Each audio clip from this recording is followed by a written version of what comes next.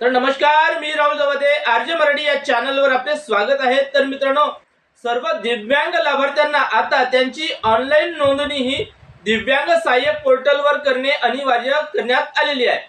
आणि तुम्ही जर तुमची ऑनलाईन नोंदणी ही दिव्यांग सहाय्यक पोर्टलवर केलेली नसेल तर आता तुम्ही तुमची ऑनलाईन नोंदणी तुम्ही तुमच्याच मोबाईलने स्वतः घरी बसून करू शकता।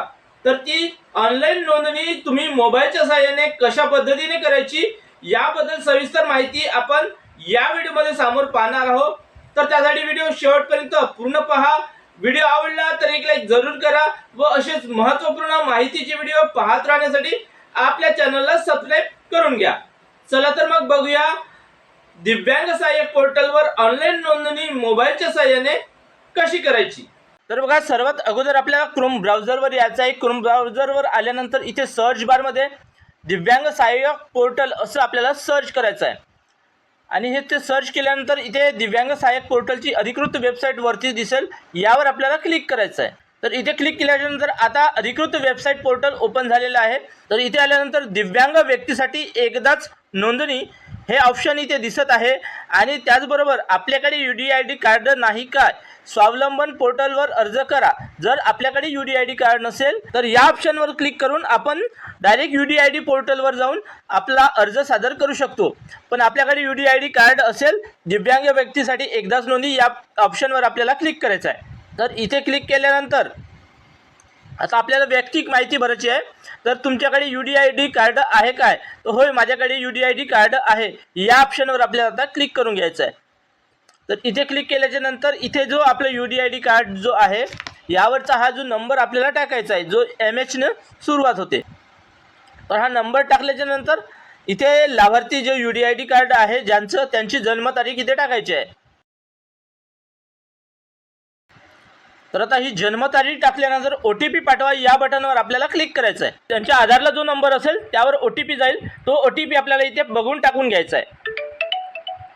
आणि हा OTP टाकल्यानंतर आपल्याला आता सत्यापित करा आणि ऑटो फिल करा या बटनवर आपल्याला क्लिक करायचं आहे। तर आता इथे आल्यानंतर आपल्याला वैयक्तिक माहिती भरायची आहे। तर इथे बघा, मी स्वेच्छेने माझा आधार क्रमांक प्रमाणीकरण सत्यापन उद्देशासाठी आधार अधिनियमानुसार शेअर करण्यास संमती देते, या आपल्याला चेकबॉक्सवर टिक करून घ्यायचं आहे। आणि त्यानंतर इथे आधार क्रमांक आपल्याला टाकायचा आहे। त्यानंतर आधार क्रमांक टाकल्यानंतर काही जी माहिती आहे म्हणजे लाभार्थ्यांचे नाव, आडनाव व काही जन्मतारीख वगैरे ऑटोमॅटिक येणार आहे।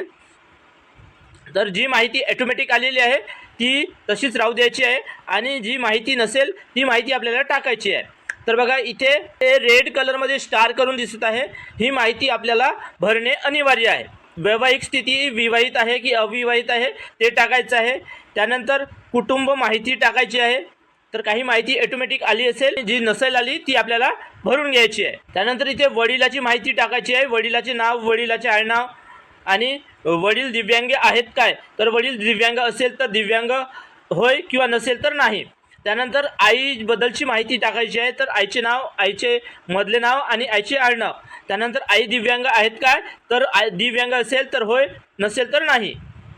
तर त्यानंतर आता आपल्याला स्थिती माहिती टाकायची आहे। तर यामध्ये आता आपल्याला आपला जात प्रवर्ग निवडायचा आहे। तर आपण कोणत्या कॅटेगरीमध्ये येतो ती इथं आपल्याला सिलेक्ट करून घ्यायचं आहे।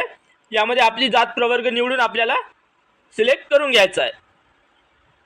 त्यानंतर पॅन कार्ड नाही टाकला तरी चालेल। त्यानंतर दिव्यांग स्थिती होय किंवा नाही हे आपल्याला टाकायचे आहे। त्यानंतर UDID क्रमांक तो ऑटोमॅटिक येणार आहे। त्यानंतर आपल्या अपंगत्वाचा प्रकार हे सुद्धा ऑटोमॅटिक येणार आहे आणि किती टक्के अपंगत्व आहे ते सुद्धा इथे ऑटोमॅटिक येणार आहे। तर त्यानंतर आता आपल्याला सध्याचा पत्ता आपल्याला टाकायचा आहे, म्हणजे आपण ज्या पत्त्यावर राहतो तो पत्ता आता इथे आपल्याला टाकायचा आहे। तर तो पत्ता आपल्या पत्त्यानुसार व्यवस्थित टाकून घ्यायचा आहे।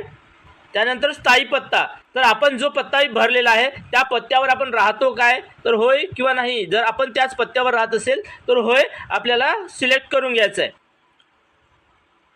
त्यानंतर इथं शिक्षण व व्यवसाय तपशील, तर बघा इथे आपल्याला काही माहिती भरायची असेल तर भरू शकता, नाही भरली तरी चालेल। पण इथे जो स्टार दिसत आहे ती माहिती आपल्याला भरणे अनिवार्य आहे। तर बघा, इथे सरासरी वार्षिक उत्पन्नसुद्धा आपल्याला टाकून घ्यायचं आहे। तर त्यानंतर आता आपल्याला आपल्या बँकेची माहिती टाकायची आहे। तर इथे बँकेची माहिती आपल्याला भरावा लागणार आहे. तर इथे आपल्या बँकेचा क्रमांक, बँकेचा IFSC कोड, बँकेचे नाव आणि त्यानंतर बँक खातेदाराचे नाव, तर ही सर्व माहिती आपल्याला भरून घ्यायची आहे. त्यानंतर जो अपंगत्व व्यक्ती आहे त्याचं देखभाल करणारे कोणी आहे काय त्याबद्दल माहिती आपल्याला भरायची आहे. त्यांचे नाव, त्यांचे आडनाव, त्यांचे मोबाईल नंबर आणि त्यांचे काय नाते आहे ते सुद्धा आपल्याला टाकायचं आहे. त्यानंतर हे संस्थात्मक काळजीवाहक आहेत काय, म्हणजे एखाद्या हॉस्टेलवर किंवा बाहेर ठिकाणी हॉस्टेलवर राहत असेल तर या आपल्याला चेकबॉक्सवर टिक करायचं आहे आणि इथे त्यांची माहिती आपल्याला टाकायची आहे. जर राहत नसेल तर त्या चेकबॉक्सवर क्लिक करायची आवश्यकता नाही आणि ही माहिती भरण्यासुद्धा आवश्यकता नाही. त्यानंतर इथे आपल्याला सबमिट करायची आहे काय, तर ओके या बटनवर क्लिक करायचं आहे. तर बघा इथे ईमेल ॲड्रेससुद्धा आपल्याला टाकणे गरजेचं आहे. मी ईमेल ॲड्रेस टाकलेला नव्हता, तर ईमेल ॲड्रेसवर इथे स्टार केलेलं आहे आणि स्टार केलेले जो माहिती ती माहिती आपल्याला भरणे अनिवार्य आहे. त्यासाठी आता इथे आपल्याला ईमेल ॲड्रेस टाकणे गरजेचे आहे. तर आपण भरलेली माहिती योग्य आहे की नाही हे सुद्धा आपल्याला परत एकदा चेक करून घ्यायचं आहे, म्हणजे कुठे काही स्पेलिंगमध्ये, नावामध्ये मिस्टेक तर नाही हे आपल्याला परत एकदा चेक करून घ्यायचं आहे. तर आता आपली माहिती योग्य आहे की नाही हे चेक केलं आहे आणि आता या चेकबॉक्सवर टिक करून सबमिट करा या बटनवर क्लिक करायचं आहे. तर you are sure you want to submit, तर आपण सबमिट करणार आहोत. ओके या बटनवर क्लिक करायचं आहे. Registration successful. तर बघा आपल्याला आपलं रजिस्ट्रेशन सक्सेसफुल झालेलं आहे आणि आता आपला मोबाईल नंबर किंवा UDID नंबर आपल्याला टाकून आपली माहिती आपल्याला परत एकदा चेक करता येणार आहे. तर आता आपला जो मोबाईल नंबर किंवा UDID नंबर इथे टाकायचा आहे आणि OTP तयार करा यावर आपल्याला क्लिक करायचं आहे. तर OTP टाकल्यानंतर साइन करा या बटनवर आपल्याला क्लिक करून घ्यायचं आहे. तर बघा इथे आता पूर्ण माहिती ओपन झालेली आहे.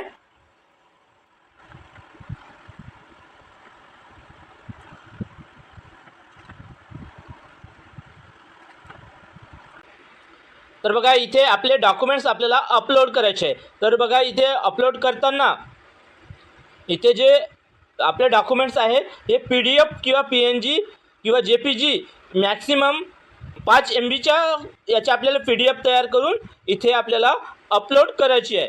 तर इथे चूज फाईलवर क्लिक करून आपल्याला अपलोड करून घ्यायचे आहे. तर बघा अशा प्रकारे आपण आपली नोंदणी ही मोबाईलने आपण स्वतःच्या मोबाईलने करू शकतो.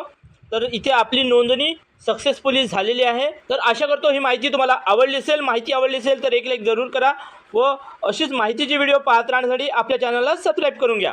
तर धन्यवाद. जय हिंद, जय महाराष्ट्र.